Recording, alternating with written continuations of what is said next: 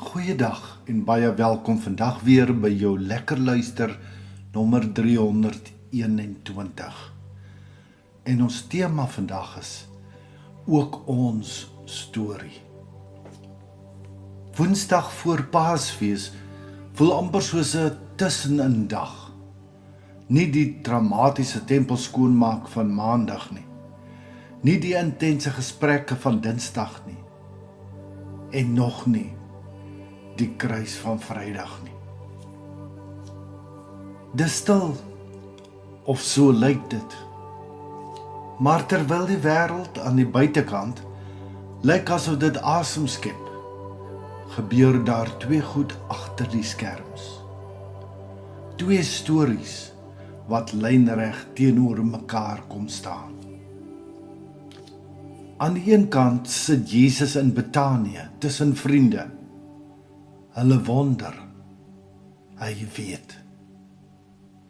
'n Vrou kom in met 'n albasterfles vol olie. Stil, sonder vra, sonder sê, breek sy haar kosbaarste oop en laat dit liefdevol, sag, drup drup oor sy voete loop. Driftig, ontsteld, klink die wat toekyk se sê. Dis mors, dis onnodig, die armes. Maar Jesus sien die hart agter die olie. Hy sien die seer verstaan van dit wat werklik aangaan. Sy gee vir oulaas, haar beste, haar alles. Met die geur wat nog hang in die lug, begin Judas se meesterverkoop klug. 30 silwerstukke is al wat hy vra. Sy siel verkoop, vir altyd die skuldlas te dra.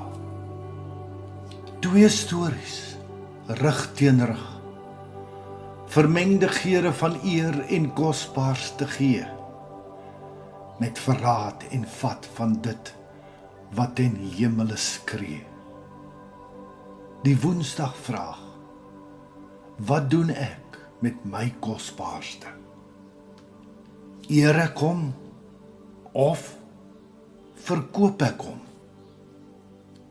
Eintlik is iets van elkeen van ons iewers in albei stories. Soos sy is daar tye wat ons gee, oorgee, sonder terughou.